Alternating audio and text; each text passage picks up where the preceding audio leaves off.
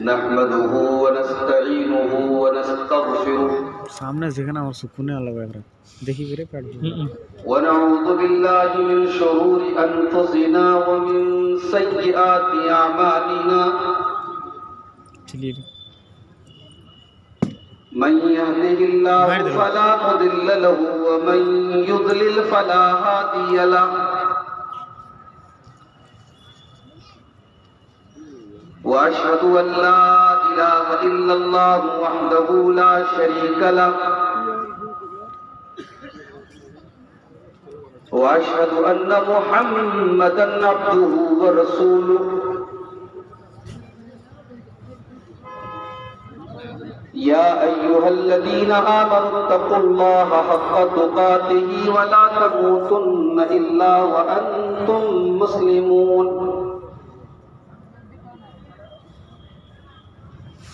يا أيها الناس اتقوا ربكم الذي خلقكم من نفس واحدة وخلق منها زوجها وبث منهما رجالا كثيرا ونساء واتقوا الله الذي تساءلون به والأرحام إن الله كان عليكم رقيبا يا أيها الذين آمنوا اتقوا الله وقولوا قولا سديدا يصلح لكم أعمالكم ويغفر لكم ذنوبكم ومن يطع الله ورسوله فقد فاز فوزا عظيما أما بعد فإن خير الحديث كتاب الله وخير الهدي هدي محمد صلى الله عليه وسلم وشر الأمور محدثاتها وكل محدثة بدعة وكل بدعة ضلالة وكل ضلالة في النار أعوذ بالله من الشيطان الرجيم بسم الله الرحمن الرحيم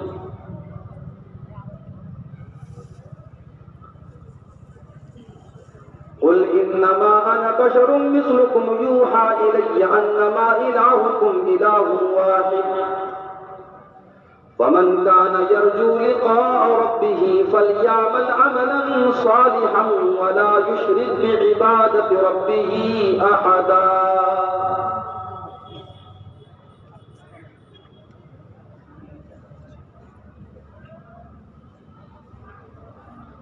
صدر محترم علماء کرام محترم بزرگوں نوجوان ساتھیوں پردہ نشین ماؤں اور بہنوں پیارے بچوں آج کا یہ پروگرام مسجد کی تعمیر اور ترقی کے لیے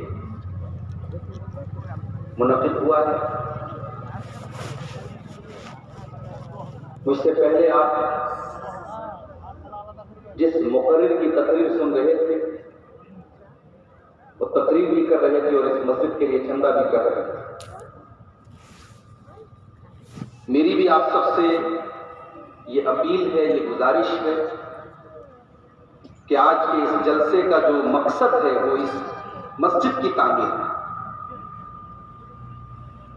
اس لیے اس مقصد کو آپ پورا کیجئے اور دل کھول کر کے آپ اللہ کے گھر کی تعمیر میں حصہ لیجئے اللہ کے گھر کو بنانا اللہ کے گھر کی تعمیر میں حصہ لینا یہ ایمان کی نشانی انما یعمر مساجد اللہ من آمن باللہ والیوم الآخر اللہ کی مسجدوں کو وہی لوگ بناتے ہیں وہی لوگ تعمیر کرتے ہیں وہی لوگ آباد کرتے ہیں جو اللہ کے اوپر ایمان رکھتے ہیں اور جو قیامت کے دن کے اوپر ایمان رکھتے ہیں جن لوگوں نے آج کی اس مسجد میں اپنا اپنا تعاون پیش کیا ہے اللہ سے دعا کرتا ہوں اللہ تعالیٰ ان کے اس تعاون کو قبول فرمائے اور جو لوگ ابھی تک انتظار میں ہیں ان کے بارے میں دعا کرتا ہوں اللہ ان کو بھی توفیق دے اور جس سے جتنا ہو سکے وہ یہاں پر آ کر کے اس اللہ کے گھر کی تعمیر میں حصہ لے. اللہ اس کار خیر میں ہم سب کو حصہ لینے کی توفیق عطا فرمائے. آمین.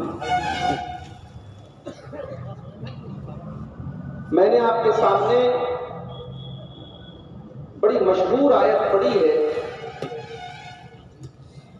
یہ قرآن کریم کے 16ویں پارے کی آیت ہے. قرآن کریم کے 16ویں پارے کی سورہ کہف کی آخری آیت ہے. کل جمعہ کا دن ہے. اگر آپ پڑھتے ہیں تو بہت اچھی بات ہے، اگر نہیں پڑھتے ہیں تو نوٹ کر لیجئے میری بات. جمعہ کے دن، حدیث میں دن کا لفظ آیا ہے، اور دن کہتے ہیں فجر بعد سے لے کر کے مغرب کی نماز اذان کے پہلے تک کے ٹائم میں. تو جمعہ کے دن آپ 15 منٹ کا 20 منٹ کا ٹائم نکالیے اور سورہ کہف کی تلاوت ضرور کیجیے. اللہ کے پیارے نبی صلی اللہ علیہ وسلم کی صحیح حدیث ہے کہ جو جمعہ کے دن سورہ کہف کی تلاوت کرتا ہے اگلے جمعہ تک اس کو اللہ تبارک و تعالیٰ ایک روشنی دیتا ہے، ایک نور دیتا ہے، اور اس کی زندگی پر اس نور کا اثر محسوس ہوتا ہے. تو اگر آپ سورہ کہف کی تلاوت کرتے ہوں گے جمعہ کے دن تو یہ آیت ضرور آپ کی نظر سے گزری ہوگی. یہ سورہ کہف کی آخری ہے. قُلْ إِنَّمَا أَنَا بَشَرٌ مِثْلُكُمْ يُوحَىٰ إِلَيَّ. اے نبی آپ کہہ دیجئے بے شک میں ایک انسان ہوں، بشر ہوں. جیسے تم ایک انسان ہو میں بھی ایک انسان ہوں، میں بھی ایک بشر ہوں.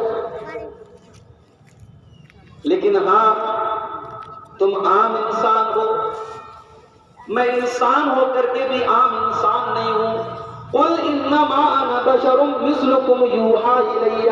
میں انسان تو ہوں مگر میں اللہ کا نبی بھی ہوں، میں اللہ کا رسول بھی ہوں. میرے پاس جبریل امین اللہ کی وحی لے کر کے آتے ہیں.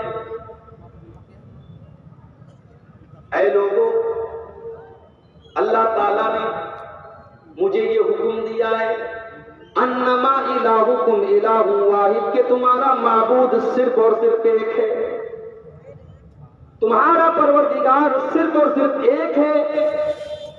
فمن کان یرجو لقاء ربہ، تو جو انسان اپنے رب سے ملاقات کرنا چاہتا ہے، جو جنت میں جانا چاہتا ہے، جو کامیاب ہونا چاہتا ہے، جو کل اللہ تبارک و تعالیٰ سے ملنا چاہتا ہے، وہ دو کام کر لے. اگر جنت میں جانا ہے، اگر کامیاب ہونا ہے تو دو کام کر لو. دو کام کرنا ضروری ہے، انیواریہ ہے، کمپلسری. پہلا کام کیا ہے؟ فَلْيَعْمَلْ عَمَلًا صَالِحًا. پہلا کام یہ کرنا ہے کہ آپ کو نیک عمل کرنا ہے. اب سوال یہ پیدا ہوتا ہے کہ نیک عمل کس کو کہتے ہیں؟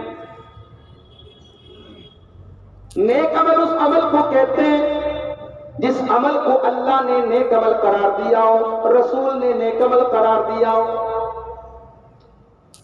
نیک عمل اس کو نہیں کہتے جو ہماری اور آپ کی نظر میں نیک ہو سکتا ہے کہ کوئی ایسا عمل بھی ہو جو دیکھنے میں بڑا اچھا لگ رہا ہو، ہمیں لگتا ہو کہ یار یہ کام تو بہت اچھا ہے، مگر اس کام کے اوپر اللہ کی مہر نہ ہو، رسول کی مہر نہ ہو. اگر ایسا عمل ہے تو اس عمل کو نیک عمل نہیں کہا جائے گا، بلکہ اس عمل کو شریعت کے اندر بدعت کہا جائے گا. مثال کے طور پر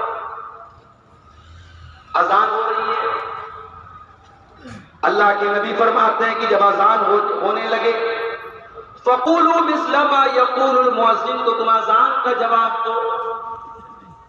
مؤذن جو جو کہتا ہے تم بھی اس کے پیچھے پیچھے دوہراؤ. جب اذان ہو جائے ثُمَّ صَلُّوا عَلَيَّ، پھر تم میرے اوپر درود پڑھو. ثُمَّ صَلُّوا اللَّهَ لِيَ الْوَسِيلَةَ، اور پھر تم اللہ تعالیٰ سے میرے لیے وسیلہ کی دعا کرو. وسیلہ جنت میں اعلیٰ مقام کا نام ہے جو اللہ تعالیٰ ہمارے اور آپ کے نبی کو عطا فرمائے. تو ہم اذان کے بعد کون سی دعا پڑھتے ہیں؟ اللہم رب هذه الدعوة التامة والصلاة القائمة آت محمدا الوسيلة والفضيلة وابعثه مقاما محمودا الذي وعدته. اللہ کے نبی فرماتے ہیں کہ اذان کا جواب دو، پھر میرے اوپر درود پڑھو، پھر میرے لیے اللہ سے وسیلہ کا سوال کرو. یہ تین کام اگر تم نے کر لیا، اللہ کے نبی فرماتے حلت لہو شفاعتی، کل قیامت کے دن اس کو میری شفاعت ملے گی. اگر وہ گنہگار ہوگا، وہ خطا کار ہوگا، میں اللہ کی بارگاہ میں سفارش کروں گا کہ اللہ یہ اذان سنا کرتا تھا، اذان کا جواب دیا کرتا تھا، یہ درود پڑھا کرتا تھا، یا اللہ ہمارا بعض دعوت تامہ والی دعا پڑھا کرتا تھا، میں ایسے انسان کے لیے اللہ کی بارگاہ میں شفاعت کروں گا. لیکن آپ بہت سارے لوگوں کو دیکھتے ہوں گے وہ اذان کے پہلے درود پڑھنے لگتے ہیں. جیسے ہی وہ مائک پر آتے ہیں اذان دینے کے لیے، اذان کے پہلے کہتے ہیں اللہم صلی وسلم وبارک علی سیدنا محمد، اس طریقے سے وہ درود پڑھتے ہیں. درود پڑھنا یہ نیک عمل ہے، مگر اذان کے پہلے درود پڑھنا یہ اللہ کے نبی سے ثابت نہیں ہے، یہ اللہ سے ثابت نہیں ہے، اس لیے یہ نیک عمل نہیں ہے. آگے رمضان آ رہا ہے، رمضان کے مہینے میں ہم اور آپ روزہ رکھتے ہیں. مغرب کی اذان کا ٹائم ہے 5 بجے. اللہ کے پیارے نبی فرماتے ہیں کہ اذان کا ٹائم جیسے ہی ہو جائے تم فوراً افطار کر لو. افطار میں دیر کرنا یہ یہودیوں کا طریقہ ہے. آپ نے فرمایا لا یزال امتی بخیر ما عجلوا الفطرہ، جب تک میری امت کے لوگ افطار میں جلدی کریں گے تب تک بھلائی کے ساتھ رہیں گے. کیا مطلب؟ یعنی افطار کا ٹائم ہو جائے تو تاخیر نہ کیا جائے. اگر 5:02 پر اذان کا ٹائم ہو گیا ہے، افطار کا ٹائم ہو گیا ہے، تو 5:02 پر ہم کھجور کھا لیں، پانی پی لیں. ہم 5:05 کا انتظار نہ کریں، 10 منٹ کا انتظار نہ کریں. اب ایک انسان آتا ہے، وہ کہتا ہے میر صاحب ہم تو 5 منٹ احتیاط کریں گے، ہم 5 منٹ کے بعد افطار کریں گے. وہ جان بوجھ کر کے افطار میں تاخیر کر رہا ہے، دیر کر رہا ہے. یہ دیر کرنا چونکہ میرے نبی سے ثابت نہیں ہے، یہ میرے نبی کی مخالفت ہے، اس لیے وہ نیکی اور ثواب سمجھ کے کر رہا ہے، مگر یہ نیک عمل نہیں ہے. اللہ نے فرمایا وَمَنْ كَانَ يَرْجُو لِقَاءَ رَبِّهِ فَلْيَعْمَلْ عَمَلًا صَالِحًا. اگر تم جنت میں جانا چاہتے ہو، اگر تم اپنے رب سے ملاقات کرنا چاہتے ہو تو نیک عمل کرو. ربیع الاول کا مہینہ آیا، ایک مرتبہ میرا پروگرام تھا کلیا چک کے. مجھے کیا پتا کہ یہاں اتنا زیادہ منایا جاتا ہے ربیع الاول. اتفاق سے پروگرام تھا 12 ربیع الاول کو. اب صاحب میں فرقہ سے مالدہ جا رہا ہوں. جو سفر 40 منٹ کا ہے اس سفر کو طے کرنے میں مجھے 3 گھنٹے لگے. پورا راستہ جام ہے اور مسلمان نوجوان ماشاءاللہ سفید کرتا پائجامہ پہن کے، خوبصورت ٹوپی لگا کر کے اور ڈی جے بجا کر کے اللہ کے نبی سے محبت کا اظہار کر رہے ہیں. کوئی اپنے ہاتھوں میں جھنڈا لیے ہوئے ہے، عورتیں اور لڑکیاں بھی چل رہی ہیں. یہ سارا کا سارا کام کیا جا رہا ہے، کس نام پر کیا جا رہا ہے؟ محبت رسول کے نام پر کیا جا رہا ہے. دیکھنے میں بڑا اچھا لگ رہا ہے. لوگوں کے دل کے اوپر ایک دھاگ بھی بیٹھ رہی ہے کہ دیکھو مسلمان اپنے نبی کا جنم دن منا رہا ہے، مسلمان اپنے نبی کی پیدائش کی خوشی منا رہا ہے. دیکھنے میں یہ عمل اچھا بھی لگ رہا ہے، اس کے ذریعے ایک ہیبت بھی قائم ہو رہی ہے اسلام کے دشمنوں کے اوپر. مگر میرے پیارے ساتھیوں، اگر آپ نے اس کو دین اور ثواب سمجھ کر کے کیا ہے تو سوال یہ ہے کہ اس کام کے اوپر کیا میرے نبی کی مہر موجود ہے؟ کیا اس کام کو اللہ نے کرنے کا حکم دیا؟ کیا نبی نے کرنے کا حکم دیا؟ کیا صحابہ نے یہ کام کیا؟ اگر نہیں کیا تو یہ نیک عمل نہیں ہو سکتا ہے. اس لیے کہ نیک عمل وہی ہوگا جس عمل کے اوپر جناب محمد رسول اللہ کی مہر. ہمارے پرائم منسٹر صاحب نے اعلان کر دیا رات کو 8 بجے ٹیلی ویژن پہ آ کر کے کہہ دیا کہ 500 کے اور 1000 کے نوٹ آج کے بعد نہیں چلیں گے، نوٹ بندی کر دی گئی، 500 کے اور 1000 کے پرانے نوٹ اب نہیں چلیں گے۔ سرکار نے نیا نوٹ نکالا 500 کا اور 2000 کا۔ نیا نوٹ کا کاغذ پہلے کے کاغذ کے مقابلے میں ہلکا لگ رہا ہے، پہلے کے نوٹ کی چھپائی بھی اچھی لگ رہی ہے، کاغذ میں اس کا کڑک ہے، اس کو چھونے پر احساس بھی ہو رہا ہے کہ ہاں یہ اچھی کوالٹی کا بنا ہے۔ لیکن آپ پرانے 500 کا نوٹ آج لے کر کے مارکیٹ میں چلے جائیں، آپ کو 1 روپے کا سامان نہیں ملے گا، 1 روپے میں کوئی لینے کو تیار نہیں ہے، کیونکہ اس نوٹ کو سرکار نے ریجیکٹ کر دیا ہے۔ اب اس کے اوپر گورنمنٹ آف انڈیا کی مہر نہیں ہے، اب گورنمنٹ آف انڈیا نے اس کو لینے سے منع کر دیا ہے۔ میرے پیارے ساتھیوں، اسلام کے اندر بھی وہی نوٹ چلے گا۔